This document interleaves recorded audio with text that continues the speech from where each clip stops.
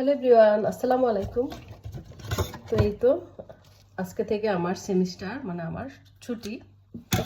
যেহেতু আমি সামারের ছুটি নিইনি, এখন ছুটি নিয়েছি।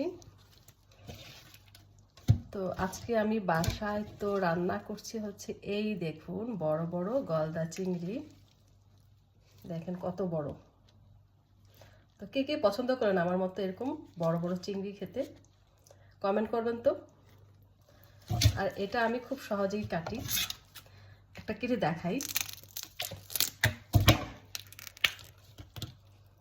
এই মাথার উপর একটা ময়লার প্যাকেট থাকে, এটা আমি খুলে নিব, এই যে।